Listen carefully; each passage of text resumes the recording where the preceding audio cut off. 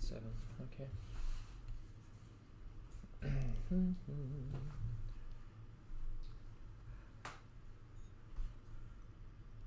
Alrighty.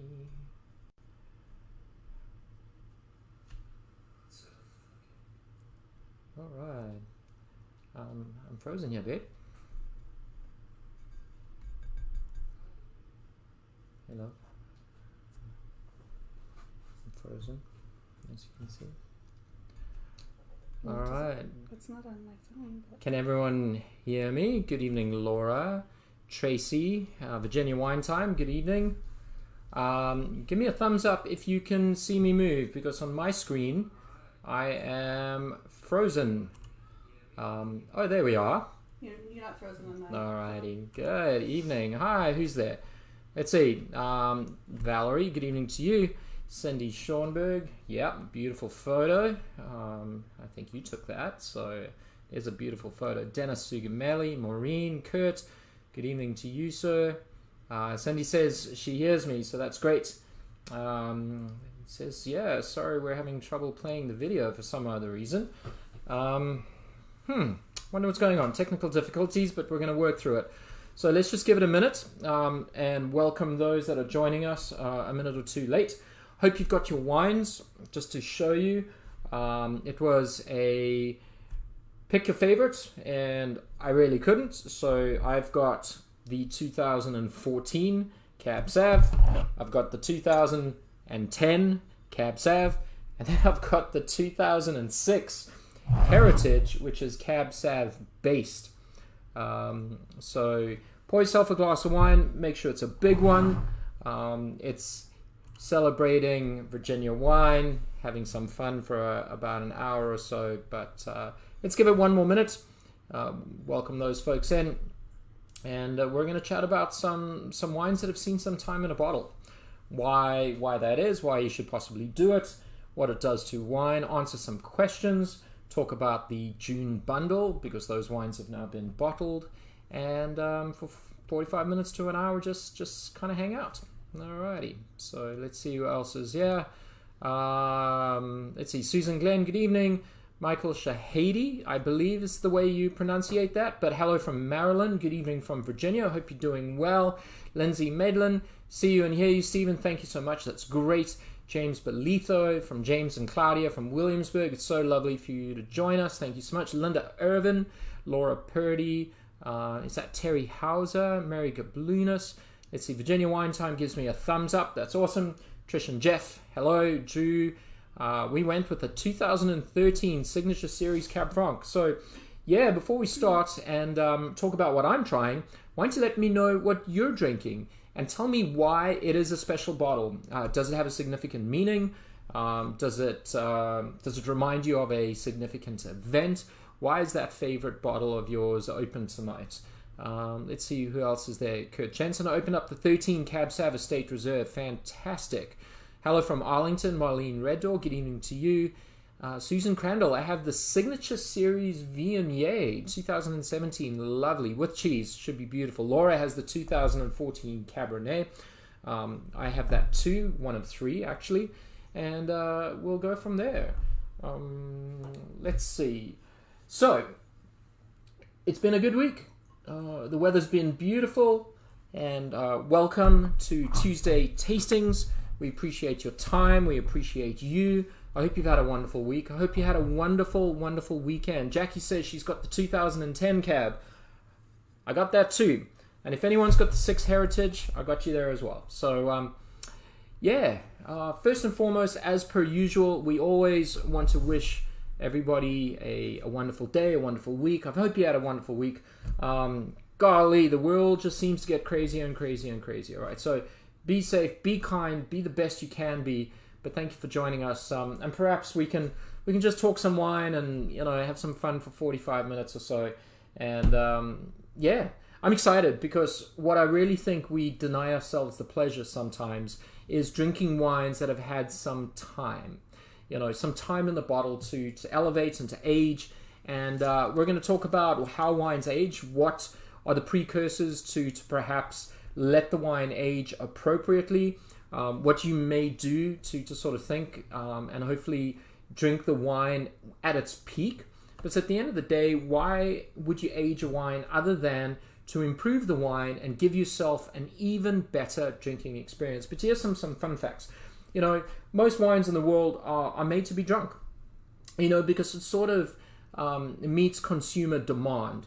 People buy wines, they drink wines, they like wine, they buy it, they go home and they enjoy it. And there's nothing wrong with that.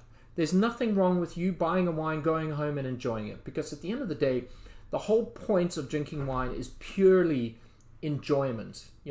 Us as winemakers, we sometimes think of it a little bit differently. We want to make wines that are expressive, terroir driven, meaning that it really communicates in the glass where it was grown. Obviously, we have sort of factors that go into sort of the growing season.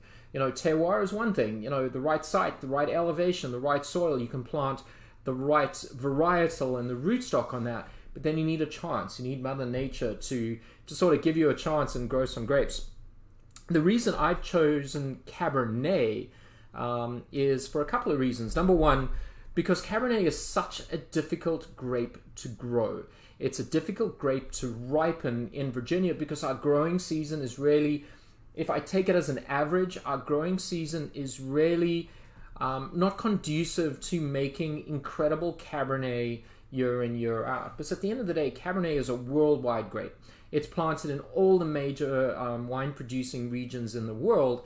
And honestly, there's some incredible Cabernets that come from California, Australia, South Africa.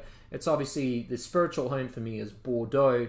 And I thought, let's celebrate a varietal that should not do well, but yet does well in Virginia on our property. We'll talk about that, how the wines are tasting, talk about sort of the chemistry behind it, and then answer any questions that you may have. And then we were going to talk about the bundles, because next week we start with our June bundle, and we'll talk about that a little bit later. So what is aging? What does that term mean to you? Obviously, if you say we're aging a wine, you're buying it and you're putting it away. You're tucking it away in a conducive environment that'll allow the wine to improve, right? That's in its truest form is we're going to put it away, we're going to forget about it, and at some point we're going to get that bottle of wine, we're going to open it, and it's going to be better than when I first tried it.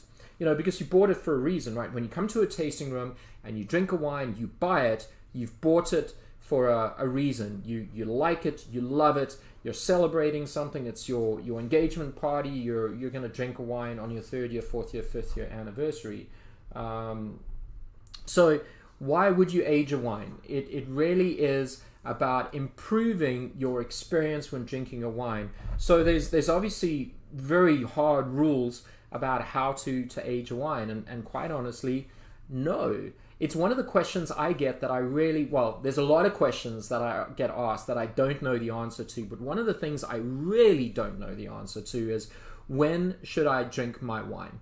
I honestly say between 7 and 10 p.m. because if you love the wine now, there's no risk, right? You're going to go home, you're going to enjoy it, and that's great. But we've been making wines for such a short amount of time. I know everyone says you've been making wines since 2002. That's a long time. So 18 vintages, very short amount of time. We're still learning, the vineyards. We're still learning how to farm and which grapes go where. We've gone through great years. 2010, just a dry, hot, incredible year. 2014, maybe a bit cooler, a little bit more acidity. And then, as you know, we've gone through some pretty rough years. 2020, it started off rough. Who knows how it's going to finish up. 18, 11, and 3 are very, very wet years. So there's very few chances we get to make Cabernet. And we've only been making Cabernet as a varietal since 2007. So the Cab varietals are 7, 9, 10, 13 through 17, and then 19. So it's a varietal that really requires the right site. It really requires a growing season with heat. And then if we do our job, if we pick the grapes at right sort of physiological ripeness, sugars, acids, tannins, and we manage it in the cellar, we can somehow create a wine that might see some time in a bottle. And how do we do that? So if you don't have your wine open, pour it. These have been decanting for about 2 hours. I opened up at the same time. I poured them into the exact same glass because I really want to sort of go apples to apples. Obviously, there's vintage variation. The oak regimen is a little bit different. The oak with the 14, we used a little bit of American oak. The other two are French. The 6 has got 18 months in barrel. The others have got 22. But how do we ensure a wine sees some time in a bottle? Now, when we talk about wine, we're really at the first step. We're trying to make a balanced wine. And when you talk about balance, you're looking at the 4 components that I look at, which is acidity. And acid in wine is tartaric, malic, and citric, right? Then you look at the tannin, and that's really the structure. And the tannins are the things that give you that bitterness or that stringency feel. Then you're looking at the alcohol level, which is really determined by the sugar level in the wine, and obviously the yeast that you use in the conversion factor. And then you're also looking at sweetness. You're looking at sugar, but alcohol also has a sense of sweetness. Now, if you think of wines that really, really age, there's a few that come to mind. Rieslings, low alcohol, extremely high acidity. Port wines, fortified, extremely high alcohol. Wines with tannin, if you think of like California and Bordeaux, they're extremely tannic early on. So is there one thing that really sort of predicates a wine's ageability, or really is it a combination of everything? And quite honestly, it can be acidity, it can be tannin, it can be alcohol, and it can be sweetness. Think of dessert wines. You think of Sauternes, you think of Touquet. So those wines can age 20, 30, 40, 50 years. So let's chat a little bit about that. But essentially, if wine aging is the interaction of oxygen with the phenolic content of a wine, or the polyphenols, which are really the tannins, and the anthocyanins, which are the color pigments in the wine, also in the acids and the alcohol, and that oxygen will induce a chemical change in the wine. So the ability, number one, to limit the effects of oxygen is key. So what are the conditions that really allow you to age a wine, or give yourself the best chance to age a wine? Because at the end of the day, you're going to have to know the producer, you have to know the vintage, you have to know the provenance of it. They have to have a track history. How would you buy a wine you know nothing about, spend $30, $40, $50, $100 a bottle, and then lay that wine down?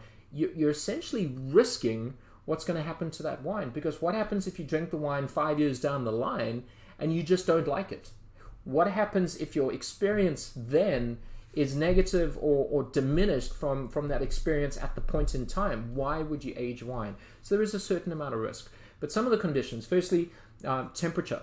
Because temperature, the warmer the temperature, the faster the reaction. Think of temperature as a catalyst. A catalyst just speeds things up, right? So if you're not going to take your Bordeaux, your Petrus, or your Mouton Rothschild, or your Margaux, and you're going to stick it in a kitchen cabinet right up at the stove. Oh no, you're not going to do that. You're going to put it in an area where the temperature is cooler, 55, 56, 57, 58, which is great. You're going to take it away from sunlight. You're not going to put your wine in direct sunlight. You're also going to make sure, you're going to hope that there's a certain amount of humidity in the wine. That's to prevent the cork drying out as well. A lot of the times, bottles were stored on their side with the neck slightly low, and that was to keep the cork moist.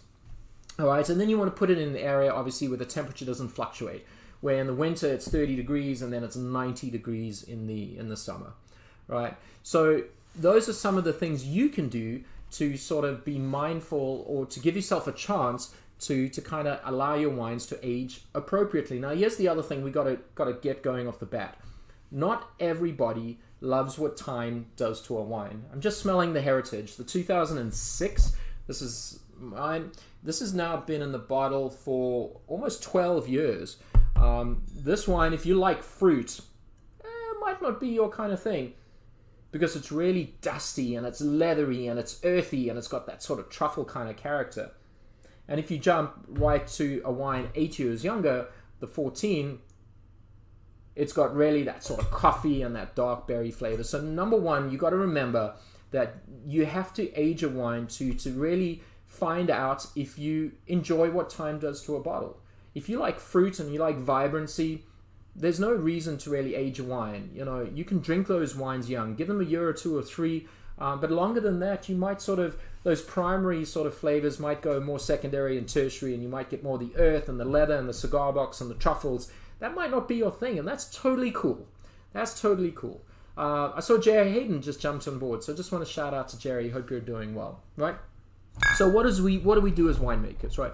Firstly, it always starts with good fruit.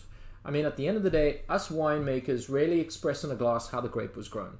You know, the best winemakers will probably make the best wines with really rubbish fruit.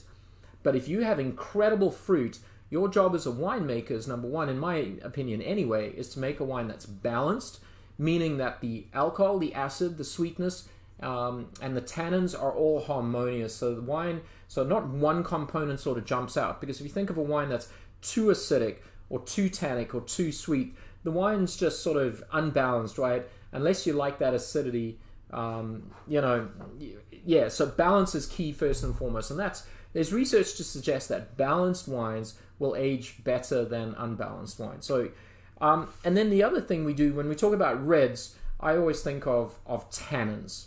Now, what is a tannin? A tannin, by definition, is a polyphenolic compound that precipitates and binds with proteins, right? And where does it come from? A lot of the times it's distributed in plants where they serve as natural defense mechanisms against predators, but they belong to a large class of compounds known as phenolics, and they impart bitterness, which is one of the primary flavors that you can taste, and astringency, which is the sort of tactile sensation that you get. Now, tannins come from seeds, they come from stems, they come from skins, and then we can add tannins in what we call hydrolyzable tannins. We'll talk about in a little bit. And then obviously they come from barrels, the type of barrels we use. Newer barrels, more tannins. Longer time in barrel, more tannins. Now, what does a tannin do to the wine? It's a natural antioxidant. It actually prevents oxidation of your wine. So the first thing is, the more tannic the wine, and with the case of Cabernet, you're talking about big tannins. I mean, 2 years in a barrel, you're going to get those tannins. That's going to really give your wine a chance to age in the barrel.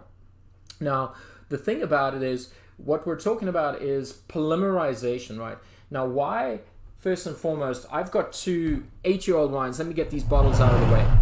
And I'm not sure if you can see, but here is the 6, and there is just the 10, a 4-year difference. The color is different. You know, the 10 is actually quite dark. It's extracted. It's not as purple as the 14, but it's really got this beautiful garnet color. But the heritage is showing some more sort of brick red colors. Why is that? Because tannins, especially sort of condensed tannins really bind with anthocyanins, right? And that's through a process of polymerization. And that's when a very single molecule kind of binds with a bunch and becomes a polymer, a monomer to a polymer. It becomes a long chain kind of tannin. Now, as they sit in the wine, it's that sediment that falls out. And that sort of sediment, you know, those are your tannins that are precipitating. It's pulling out some of the color as well. So hence the color of the wine changes. So you'll notice with aged wines, you can see based on the color that the wine has a little bit of age on it as well. So tannins are incredibly important, but there's a different type of tannin. What we want is soft and supple and silky. You don't want sort of what we call catechins, and catechins come from seeds and stems, and they're very harsh. It's like when you put wine in your mouth and it's like, it sucks the moisture away. So that's why we de-stem our fruit. That's why we remove the stems, because the stems, they're not quite lignified sometimes, so we de-stem the fruit because we don't want those harsh sort of tannins in the wine. Now, with something like Pinot Noir, which is a little bit more acidic, lower sugars, they use stems to impart tannins to the wine because that grape has got less tannins than Cabernet does as well. But for us, we're looking for tannins, but we're looking for the right type of tannin. Now, those are what we call complex tannins. Now, hydrolyzable tannins, hydrolyzable are so called because they're attached to a sugar molecule that can be cleaved or hydrolyzed. And that's when it meets a water and the water breaks it up into something else. Now, we add hydrolyzable tannins, you know, sort of chestnut tannins or gall tannins or elagitannins. You know, those are the tannins that we add to the fermenter because they're not really found within the berry. They're not in sort of high abundance, but they're softer. and they're supple, and you want those tannins in there to polymerize with anthocyanins, and that's how you get the color out, and that's how you make it stable as well. So the tannin content with Cabernet is really one thing that we use to give ourselves a chance. Now you also need acidity. You know, these wines are not extremely acid, obviously, or acidic rather, for correct usage. But there's enough acidity in there. The alcohols are what we would say medium to medium plus. I mean, we're looking 14.5. We're really not looking for elevated alcohol levels. You know, we're not looking for sort of 15, 16, 17. Again, it's all about balance. Virginia fruit really can't sustain that alcohol level. We can add sugar to it and get more alcohol, but we're looking for that balance at the end of the day. You know, so the acidity and the tannins are what give the wine the ability to age. And then under the right conditions, you know, the wine will age and prevent what oxygen can do to a wine. I don't have the corks in front of me, but we use different corks. I don't know if you've ever noticed, but with the Cabernet, we use extremely long corks. Again, we're trying to minimize the impact of oxygen onto the wine. Now, to help you with, you know, some of the kind of the wines that we make, I want to pull up something, if I may, very quickly. There's a vintage chart. It's on our website, and you know, we periodically taste our wines. We are trying to learn, so we open up bottles every 2 or 3 years and we sort of analyze them. But if you reference this, you'll see over there the Cabernet and the Cabernet Franc. You know, there's a lot of wines that we would say you can drink, but they're not quite at its peak. You know, they're wines that we say you really should hold. You know, but again, at the end of the day, they can be drunk. You will enjoy them, but we think that they will provide a much better drinking experience if you gave them a few more years. There are some wines from the 2008 and the 9 vintage. They might be tired, you know, especially when you look at sort of, you know, the Vidals or the Les Vendanges Viogniers, because those wines are meant to be drunk within 1, 2, or 3 years. If you age them longer than that, I think the point of that is that they're not varietally correct anymore. They might show nuttiness, aldehydic sort of kind of characters.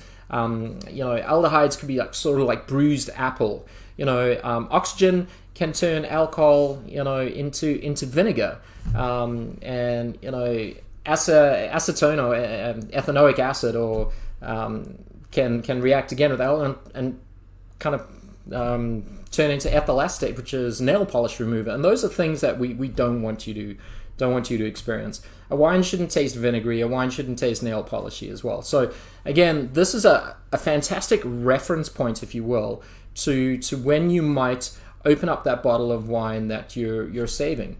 Again, you know, we've got to qualify the fact that we don't know how you're storing it, in what conditions you're storing it. So at the end of the day, we would rather you drink a wine with 3-4 years ahead of it versus drink a wine sort of 3-4 years ago. So that's on our website. We try and update it periodically, which means we have to drink a lot of those wines. We are running out of the older vintages as well, but it's a great sort of frame to kind of have a look at. Yeah, so let me jump into it. So that's 20 minutes very sort of briefly, but I really want to talk about sort of the Cabernets, and if you have these, should you drink them? Should you hang on to them? So the Heritage in 2006, that was the first time we'd made a Cabernet and Merlot blend, and that's very typical of Left Bank. And when I came back from Rappahannock, I joined Keswick in 6. I really wanted to make a Left Bank kind of wine. I thought Cabernet was good, but it needed a little bit of softening up, and Merlot is just perfect for that. It's just this great foil for a very sort of tannic kind of wine. So the Heritage is really showing time, and it's really showing age. And what I mean by that, there's no fruit. It is very earthy. You get a lot of earth. You get a lot of sort of woodsy, and I don't mean wood from a barrel. I mean sort of walking through a forest. You get that sort of forest floor after it's rained. You get that sort of leathery, cedary perhaps, cigar box, but I get a lot of truffles. And that is such an indication of sort of age on the wine. Now for me, I love this because this wine has got so much character, and it really expresses terroir more than some of these other wines. So if you have the 6 Heritage, I would drink it. You know, you're looking at sort of 12 years in the bottle. I would open them up, I would give it a decant, and I would pair this with food. I think this would go beautifully with sort of meat dishes. But if you like expression of fruit and primary fruit flavors, this wine is not showing that. The color is actually pretty decent comparatively. Again, you know, we were working with vineyards that had only been planted in 2000, so they were young vineyards with a winemaker that really knew nothing about how to grow vines in Virginia, how to make Cabernet, let alone how to make a Cabernet that could possibly see 10 to 12. Now back then, we were writing on the back label, and I said at the end, the tannins are firm but supple, and this might age for the next 8 to 10 years. And I thought, and I'm thinking perhaps that might have been the perfect window. This is not tired in that you would dump it down the sink, but it is different. It's very different to what our Cabernets are normally. But if you love Bordeaux and if you love aged Bordeaux, this might sort of trick you into thinking that it's a left bank. You know, the oak, it only spent 18 months in barrel, but then we were using a fair amount of new oak as opposed to what we're doing now. So there's no, because of the tannin content, and 6 was such a beautiful vintage, I'm not surprised that this wine is held up. It's been in a wine fridge on its side. It hasn't been disturbed for, you know, a good part of 10 years. You know, it's got some sediment, which is normal, but the cork, which is a Diam cork, I don't know if you noticed, but we've actually moved a lot away from natural cork, and that's because cork can sometimes impart a compound called 2,4,6-trichloroanisole. And basically, wood and bark were sort of treated with a chlorine-based product or bleached, and it can react with sort of fungi or bacteria, and it can produce a taint of the wine. And we want to make sure that the cork is an integral part of the bottle, that it best preserves the bottle. So we're using a TCA-free cork. The great thing about this Diam, and we've been using them now since 2006, is that it's not saturated with wine. It's held up really, really well, because Diam makes 2-year, 5-year, 10-year, and 20-year corks. We were using a Diam 20, and it's great to see how it held up. It didn't fall apart.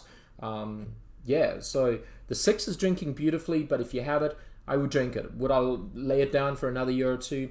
Probably not. Will it improve? Probably not. I think it's at its peak. And there's a theory that says if a wine takes 5 to 10 years to get to its peak, it's going to stay at its peak for as long as it took to get there.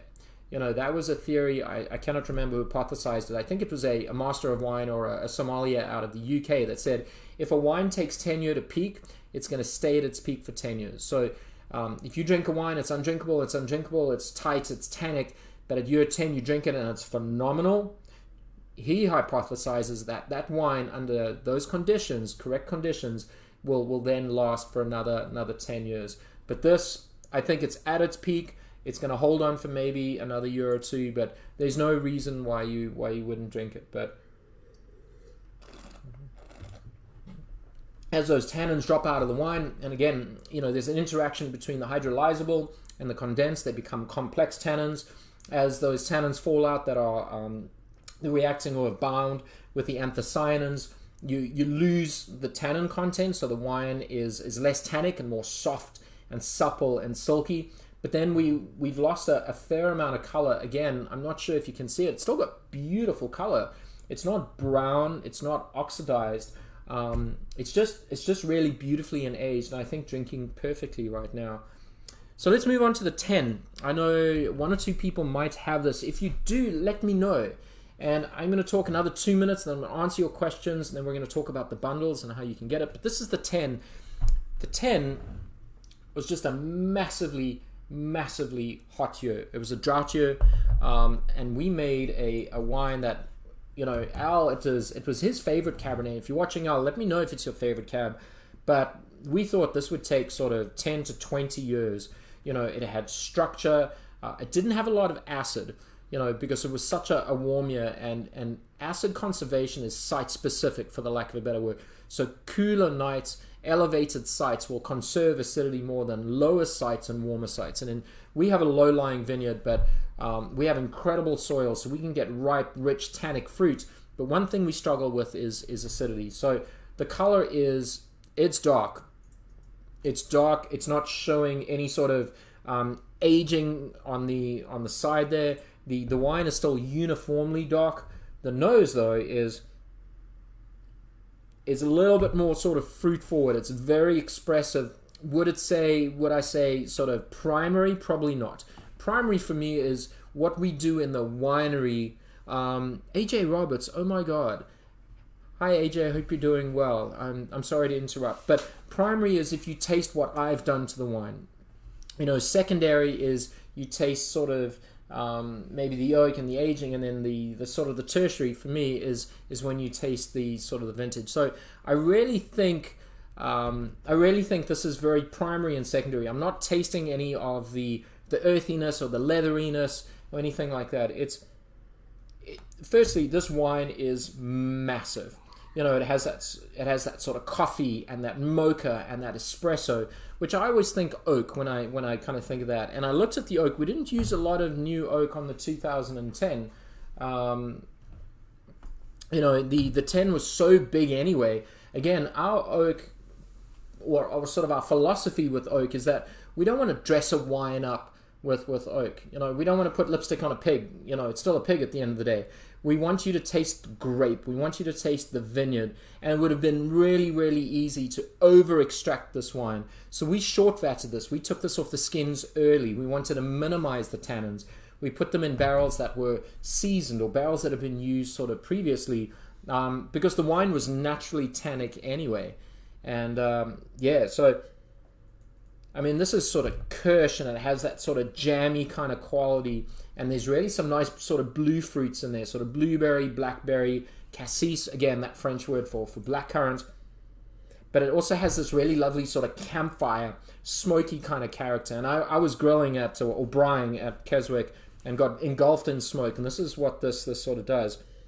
So sniffy sniff, obviously swirly swirl, but hey, let's taste it and see what's going on.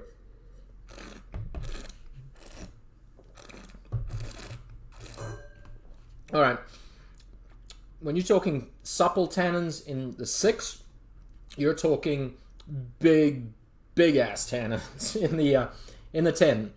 Ooh, this is a massively structured wine. It has really sort of power. This is less of finesse, and I think maybe it showed me up a little bit as a winemaker, because I was dealing with that ripe fruit that I really tried to be cognizant of making a wine that was balanced.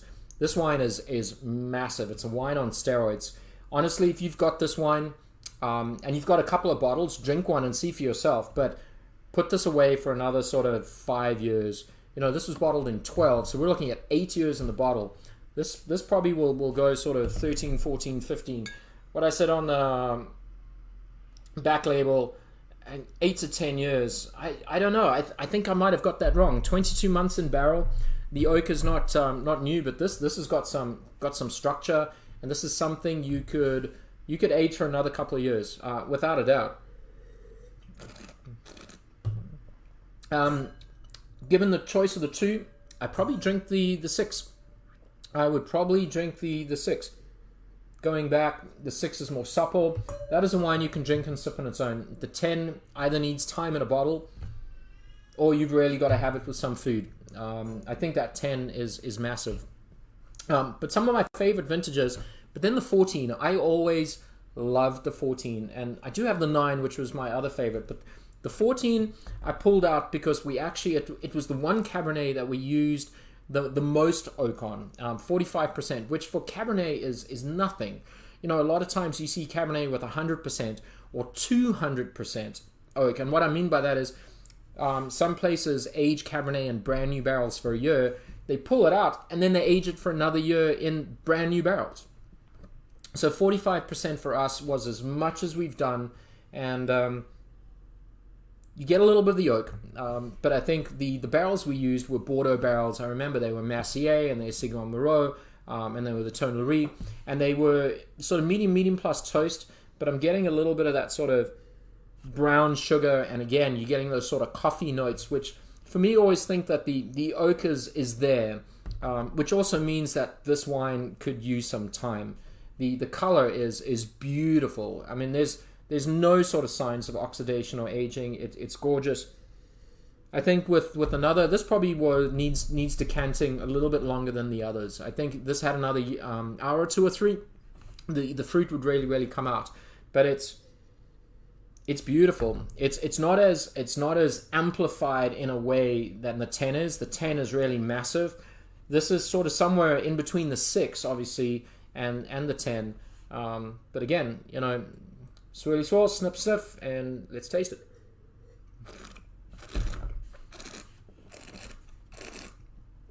Okay. So for me, this has a touch more balance than the 10. The 10 is, it's unapologetically big, and it's tannic, and it's got that fruit. What I love about this is it's got acidity. It's actually quite bright and vibrant, and what it's got sweetness in not in a sugar kind of way. It's not sweet as what you would think of sucrose, but it's sweet, and it's got sort of sweeter flavors. And what I really love about that is it can take acidity, because sweetness and acid, kind of go hand in hand. Now, we do add acid to our wine. A lot of people ask, do you add acid to the wine? Yes, we do sometimes. We add acid in the form of tartaric acid. The other thing is, these wines are not fine, they're not filtered. When we talk about tannins, because they by definition precipitate and bind with protein, the way to remove tannins out of a wine is through proteinaceous agents. So egg whites is something you can use. You can do casein and isinglass and PVPP, which is polyvinyl polypyrrolidone. That's something you use for very sort of young wines to reduce bitterness. So sometimes we've used egg whites to sort of soften it up a little bit. But given these three, to go and finish a bottle tonight, which I will, it's definitely going to be the 6. After that, I think both the 10 and the 14 could spend some time in the bottle. I would say the 10 probably another 3 to 5 years. I think the 14 could probably see a little bit longer than that. But I think, and if the boss is on, I'd love to know what he thinks of these Cabernets, because we were having a conversation the other day, and he said when he got to Virginia, he didn't like the reds. The only red that was good was the Norton, and we made decent whites. Hopefully 20 years down the line, we're proving that Virginia not only makes incredible wines, but can clearly make wines that can age. And I think if you're a wine lover, I think you would do yourself a disservice not to give these wines some time. So that's me in a nutshell, or that's me in 37 minutes. I could talk forever, but let me know if you have some questions. Let me know what you're drinking, and if there are any questions, let me jump in. So the first one I see is, do you toast the barrels to a certain preference, or does the cooperage? And that is a question from Laura Purdy. It's a great question. Laura, to be honest with you, it is a work in progress. The problem we have is that our vintage variation is quite extreme. So a barrel that works one year doesn't necessarily work the next, right? But what we want from a barrel is a low impact barrel. So we've gone more French. French is a tighter grained. It's a little bit more tannic. Again, that key word about age-worthy. We use Central Forest, so Nevers and Allier, and we've worked with a bunch of coopers, because the folks come in and they always, they sell your barrels in sort of May or June, and you have to buy barrels predicated on, you have no idea what the wine's going to look like. I've always said I wished Amazon would carol barrels, because I would love to make a wine, taste a wine, and then select the barrel based on that. But medium plus toasting. But what we've done is we've really worked with sort of cooperages, how the toasting is done. We don't want a really hot fire with short amount of time. We really want the toast to be much more penetrative, and we want the barrels to be sort of baked a little bit. So lower temperatures, longer time on the fire. And I think you get a much more sort of caramelization of flavors. But at the end of the day, we want barrels that are respectful of the fruit. The integration of the oak is there. The extraction of oak is over a long period of time. Do we get it right? Hell no. We get it wrong all the time. And that's the great thing about what we're doing. We've still got a lot to learn. The more I learn, the better the wines are going to become. So we taste and taste and taste and taste. We love this barrel. We put the barrel of the wine in the barrel next year, and it's different. And that's because our chemistries are so different. The only thing I can say is that I've still got many vintages in me. I think I've got a lot more to learn about how to farm and how to make Cabernet, and it's going to take me another 5, 10, 15, 20. It's going to take me the rest of my life as a winemaker to figure it out. But great question. What we want for you to do as a consumer is taste the fact that this is a vintage grape that is planted on an incredible site.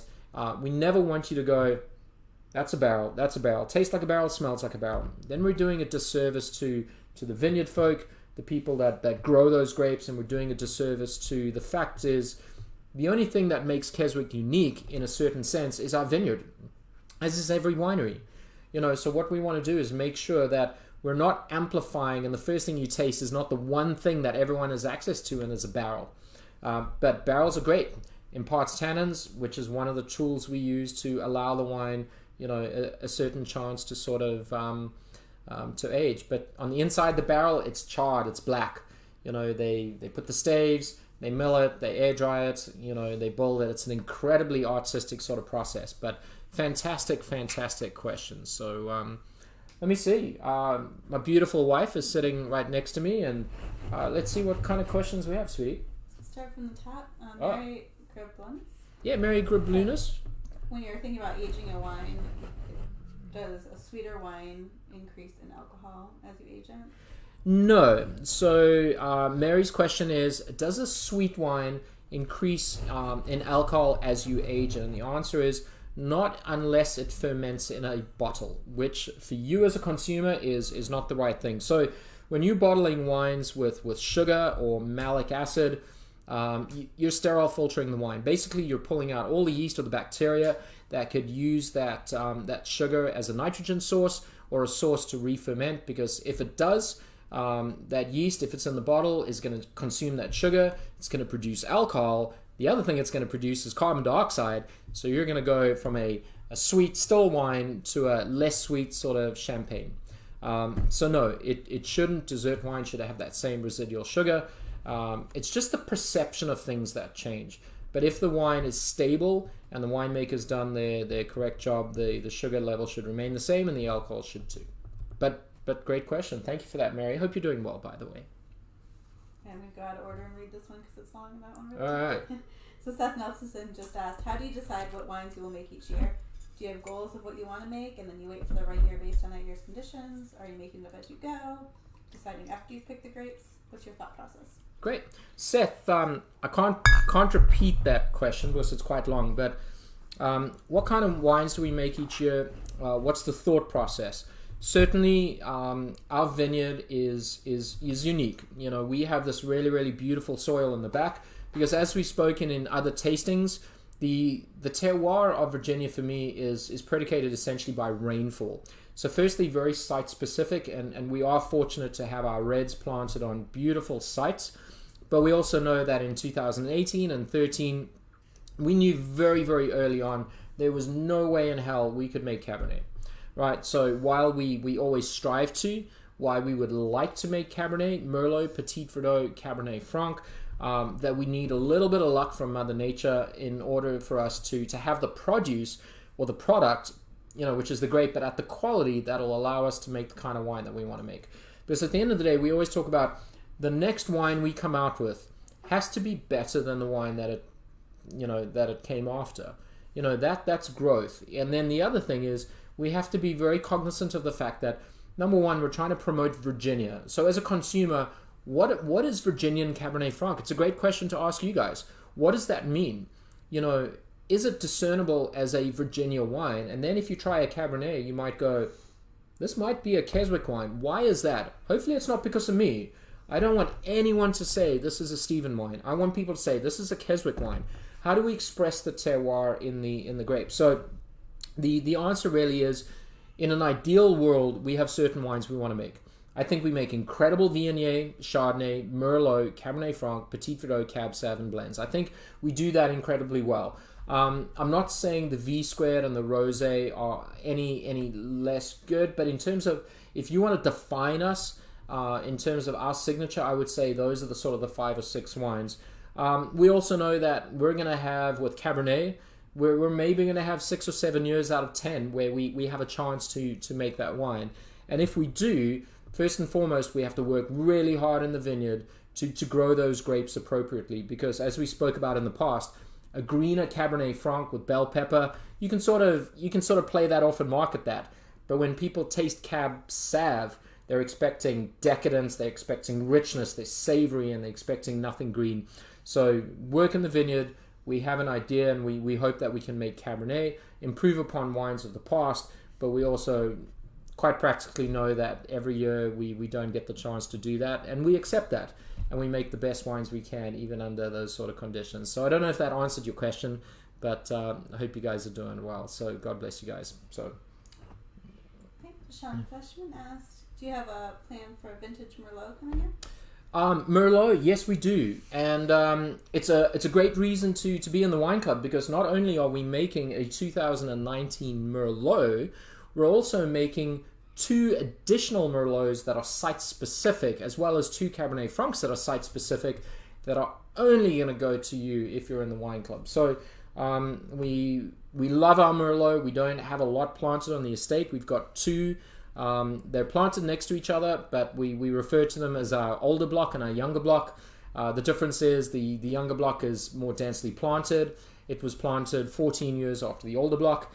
And while we're going to make a varietal Merlot for the general public in the tasting room, which is phenomenal, we're going to make 100 cases of each of those Merlots. They're going to be for the wine club only. So if you're in the wine club, a lot to be excited about. But yeah, we've got some vintage Merlots coming your way, and they're incredible, as is all the 19s. I mean, but here's the other thing: we haven't bottled our super premium Heritage and our Cabernet Block 7. They are still in barrel from the 17 vintage, going on 3 years in the barrel. These are, and I'll say it now, these are the best Cabernet and Heritage wines we have ever made. And I'll say this: I think the 19s are even better than that. So there's a lot to be excited about. But a varietal Merlot coming your way pretty soon. So a little bit of patience, but we'll get there soon. So AJ says she has the 07, the 10, the 13, and the 14 cabs. What should she drink tomorrow with friends, and what should she bring back to Virginia to drink with you? Great. AJ, God bless you. You've been such a wonderful friend of ours. You've got the 7, the 10, the 13, and the 14. What should you drink with friends? What should you bring back? I would love to say bring the 7 back and drink that with me, because that was our Governor's Cup winning first Cabernet that we had. But I would rather you drank that with your friends. I think you should bring back the 14 whenever you make it back here, and we'll enjoy it together. So drink the 7 with you and your friends. Bring the 14 back, and we'll kind of enjoy that together. I'm drinking it right now, and it's beautiful. And if you visit me in a year or 2 or 3, it's going to be even better. So bring the 14, drink the 7. All right. And Mary said several people right now are drinking the 13 Cab Sauv. Can you talk about that one? Yeah, so the 13, the question is, can we talk about the 13 Cab Sauv? So 13 was the first vintage that we made wines after the 10, because we didn't make Cab in 11, make wine in 12. And 13 was a cicada year. And guess what 2020 is? Another cicada year. 13 is just a beautifully elegant wines, probably along with the 15, the most elegant wines, and probably the wines that could really be drunk in that sort of 3 to 5 to 8 year range. I think it's got wonderful acidity. It's very vibrant, very, very elegant, very soft and supple. The 13 and the 15 are the 2 that I would drink earlier than the sort of the 9, the 10, and the 14. But drinking beautifully. You had it a couple of months ago, and really surprised at how well it is. Again, because it's got acidity, and acidity is another, it sort of is a component in wine that sort of delays the process of oxygenation, or what oxygen does to the wine. So 13 I would drink right now if you wanted to, but it's still probably got another 3 to 5 years on it as well. Lindsay, by the way, says, you're crazy. V2 is my favorite. I love the V2. As a summertime wine, I love the V2. It's my favorite wine. Oh, it's the V squared. My wife, God bless you. Love the V squared. But I love the Cabernets too. You know, the great thing about wine in Keswick is we have so many options. You can love more than one wine. I love the V squared, but I really, really love the Cabernet. The one thing Cabernet has over the V squared, it's probably going to do better in a bottle than the V squared does. But drink the V squared, and I'm glad you enjoy it. So let's see. Lanny White said you talked about removing the stems, but are some of the grapes seedless? Lanny White, hi to you and Suzanne. So all the wine grapes have seeds in them, sort of 3 to 4 seeds. So seed tannins are also important. There's tannins that come from the seed. So while we remove this the stems, we're not removing the seeds initially. There is a way to remove the seeds during the fermentation called delistage. And again, if we're dealing with fruit that's slightly underripe, now we look at one of our sort of processes about how we determine physiological ripeness. It's not only sugar and acid and the chemistry of it. We chew the seeds, and we want the seeds to be dark brown. We want them to be almost oatmeal-y, instead of light brown or blonde or green.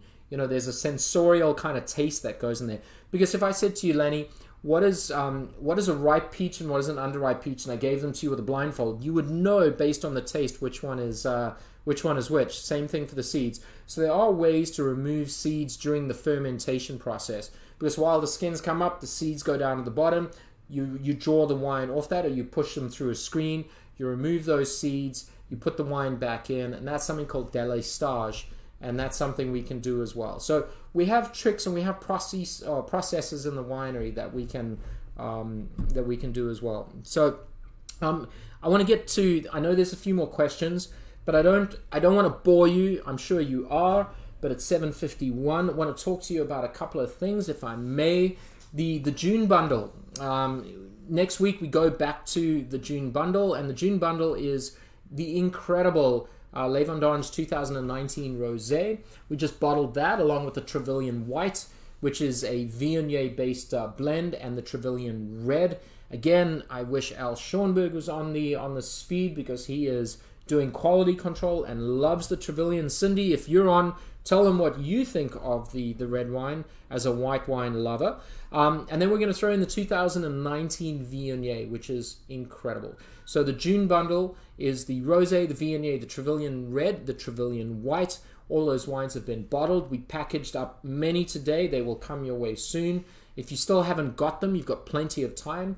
Visit our website, keswickvineyards.com. Call our tasting room. Karen or Sarah, one of our associates, would be more than happy to help you with that as well.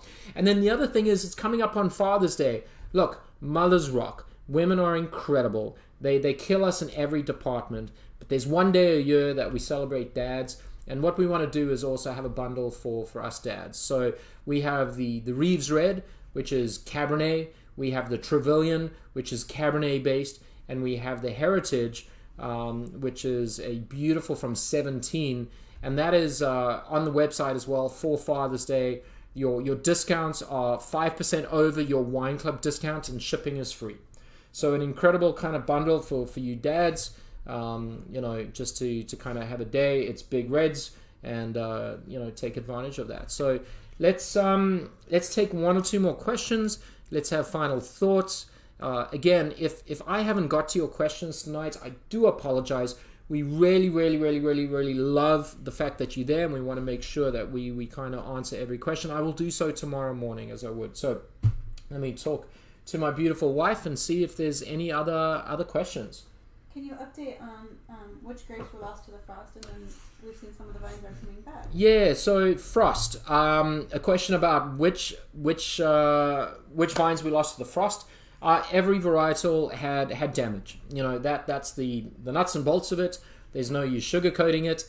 The damage was more severe in Chardonnay and Viognier, and that's because they break early, so they were a little bit more advanced in their development. The vines, when you drive past, they look fine, because what happens is a vine will send out a secondary shoot. They'll be green, but if you walk down the Viognier, there's very little fruit. So every varietal has been hit. The great news is there is some Chardonnay, there is a little bit of Viognier. We might make 10 bottles, but the Merlot, the Cab Franc, and the Cab Sav did better. We lost at times 50-60%, but we still got 40%. And remember, we've got 70 acres of vineyard planted. So yes, we're going to make less wine than we normally do, but I'm hopeful, I'm confident, I'm praying, I'm staying optimistic that what we make this year is incredible quality. Remember, in 2016, we had a frost, April 9th, April 12th, and we made a beautiful, beautiful Cabernet Franc. We made a beautiful Cab Sav, so there's no reason why we can't make beautiful 2020 wines. And I think we're going to be defined by how we finish, and I think we're going to finish incredibly strong. But every varietal, unfortunately, when you get frost in May, when you get frost in May, my lord, everything's been growing for quite a few weeks. So very different to 16 where we got 9th and 12th of April. But yeah, we're gonna finish well, and we're gonna make some incredible wines for you. So don't stay positive, keep your chin up. We're working hard, and we're gonna have some incredible wines this year. So let's see us. Dennis Sugamelli, thank you for your watch party. I believe you had 18 on this evening, and hello to everyone on Dennis and Marsha's watch party. Will you be doing a barrel tasting anytime soon? Yes, we are. We want to share that with you. We're trying to figure out how to do that. Obviously, with phase 1, we're now looking at possibly phase 2.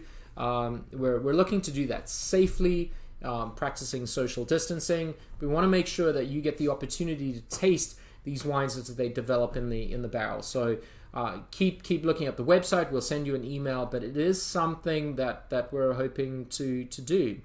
Let's see. Anything else? 13 was a cicada year.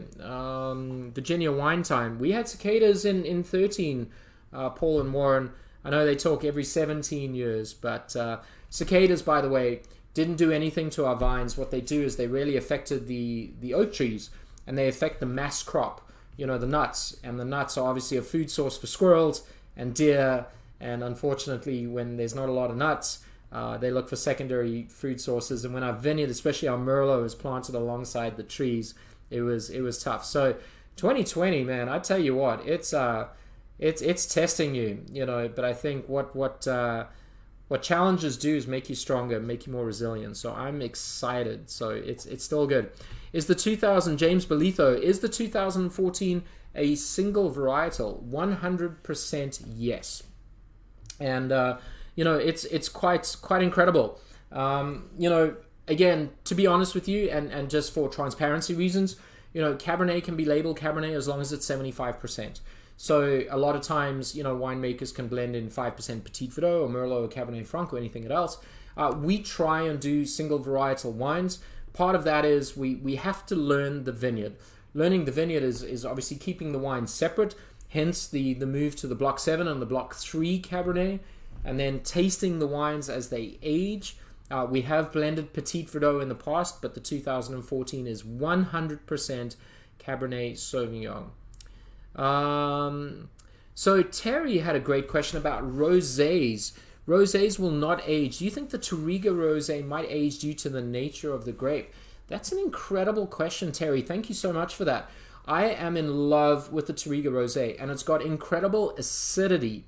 Now, obviously, because it only spent 2 hours on the skins, it's got very low tannin, but it's got incredible acidity. It's got moderate alcohol levels, and I think that wine will not fall apart. Where I think the definition of how long it can age is at what point does it become undrinkable.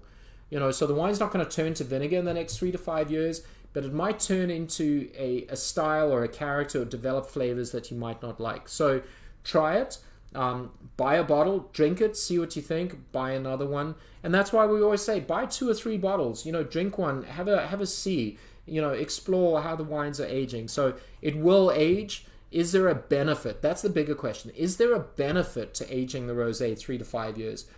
In my opinion, probably not, but it's not about me. Terry, it's all about you. It's about what you like, drink what you like, how you like, when you like. But I think the Touriga rosé I'm in love with that wine. I've always thought Touriga would make an incredible rosé, and I'm so excited that it's finally in the bottle and to share that with you as well. Let's see, what else? When are the rosé packages shipping? They went out today. If you ordered the rosé and the Touriga, Karen, myself, and Elaine, we hand-packed them today. They've gone out. They should be with you in the next couple of days as well. So let's see. Anything else you want to ask? Let's take 5 more minutes. I'm going to pour 3 more glasses of wine for my final thoughts, whatever the hell that might be. And yeah, so tell me, what do you think of the wine that you opened up tonight? Is it positive? Is it negative? Are you excited about the wines? And if you have more, would you age them? A lot of people are drinking the 14 Cab. Would you give it another sort of 5 or 10 years, or do you think it's a beautiful wine to drink right now? Tracy said, what is the bundle for the Father's Day? Thank you for that, Tracy. The bundle for the Father's Day is the 2019 Reeves Red, which is a phenomenal little approachable Cabernet-based wine. It is what is the bundle? It's the Trevelyan Red, the 2019, which is Cabernet and Petit Verdot, and it's the 2017 Heritage. So a great Father's Day gift for your husband. Hint, hint, lovey. It's a great Father's Day gift for your father. But yeah, it's on the website. Check it out. And again, if you're a wine club member, you get a 5% over and above that as well. And the shipping is free. So thank you for that. Let's see what else. Yeah, just final thoughts again. Just make sure to sign into your wine club. Yeah, just Kath reminded me that when you get on the website, the price is the retail price, but that's not what you're going to pay. So sign into the wine club, put in your details, all the discounts and the free shipping will kick in. Don't be despaired if something goes wrong. Give us a call. Call the tasting room tomorrow. We'll sort it out. So let's see. So final thoughts. What are they? Let's talk about the world. I think the world is still a beautiful place. I think people are beautiful, but let's be more tolerant. Let's be more respectful. Let's tell people we love them and treat everybody the same. I think that's the very least that we can do in terms of wine. My Lord, this proves to me that Virginia can make wines that age. And I really think if you're a wine lover, you should leave 1 or 2 wines in the cellar to age. 16, drink it. Beautiful, Bordeaux-esque, leathery, earthy, so much character, so much sort of, and I love that. I love wines that make you think and make you feel. 2006, beautiful, beautiful year. Love it. 2010, massive. Give it time. 2014, just pretty, again, age-worthy. So I'm going to drink the 6 tonight. So let's see if there's 1 or 2 more questions, and then we will kind of log off. So Michelle Hogue, I apologize. Would you ever do, or do you currently offer organic wines? The honest answer is unfortunately not. The vineyard is not organically grown. It is something we would love to do, but with our climate of humidity and rainfall, it's just very, very difficult. So our wines are honestly not organic. I would say we're somewhat sustainable in that we use as little as possible, only when is needed. But to be 100% honest and transparent, we are not organic. But thank you for that question, Michelle. Hope you're doing well. Lisa Di Cochio or Di Chiocchio, and again, I apologize about the pronunciation. What are your thoughts on decanting? I love decanting. I think red wines are not the only wines you should decant. I think rosés and whites you can decant too. Obviously with reds, exposure to oxygen will open them up, and that's good, but it also removes sediment. I think you should decant all wines. Even if it's for 30 or 45 minutes, it does beautifully well. Let's see. 2014 is great. We had 2 more bottles that we can age. James, absolutely. I'm so excited that you've got a few more bottles. Give us another sort of at least 5 years, but drink 1 in about 3 and have a look and see how it goes. But I think it's still got time on it. In the right cellar facilities, this might see another 5 to 10, but I love it. I love that wine as well. Let's see. Trish Seinwell. We should have opened the 14 earlier today. Definitely room to age, but drinking beautifully. We'll hold some more for some time. Trish and Jeff, again, I think you might have every wine we've ever produced, and we appreciate your support, as everybody we do, by the way. But yeah, the 14 is beautiful. It's really savory and it's really pure and it's so balanced. I really, really love the 14. It was always one of my favorite wines as well. So if you have it, sock it away, put it at the back of the wines, drink other things. Drink the V-Square, drink the Rosé, drink the Le Vendange Viognier. The 14 cab will be waiting for you when you're ready to get to it as well. So let's see. Have I extended my welcome? Perhaps so. It's now 8:04. It's been an hour, and it's gone by quickly. And hopefully that's an indication that we have fun. So let me finish with this. Go out, have an incredible week. Have an incredible weekend. Again, Keswick is open. We're doing so safely. We're very mindful of the fact that we want you and your family and your friends to be safe, and our staff too. But we've opened. We've taken all that. We do curbside pickup. The bundle, just to reiterate, the June bundle, Rosé, Viognier, Trevelyan White, Trevelyan Red. We are doing the Rosé next week, which is June 9th. If you have it, open it up about 30 or 45 minutes, and you want to pop it in the fridge. Give it a chill. It is beautiful. And then remember the Father's Day bundle, the Reeves, the Trevelyan, and the Heritage. AJ Roberts, love you all. We love you just as much, if not more. I hope you guys are doing right. LeVay Hoffman, thank you. It's lovely to see you online. It was fun. And at the end of the day, the message is still the same. Support local. Virginia makes incredible wines. We don't make good wines. We make incredible wines. We make world-class wines. Not just Keswick. I hope we do. I'd like to think that we do. But Virginia as a state is phenomenal. They deserve your support. They deserve to be in your cellar. So unless there's anything else, God bless you all. Be happy, be safe, be kind, be the best you can be. Thank you so much for spending some of your precious time with me. So from my family, Kath and Aria, and our extended family, our Keswick family, Al and Cindy and Brian and Chris and Eric and Lachelle and Allison, we appreciate you. We appreciate your support. We appreciate you spending money buying our wines. We will continue working and doing the best we can be. But support Virginia and have a wonderful, wonderful day. So this 2006 is beautiful. I wish you had some. But God bless you. Good night. Take care. Next week, Tuesday, 7 p.m., Les Vendanges, Viognier. Get it if you haven't got it. It's phenomenal. Bye, guys. God bless you.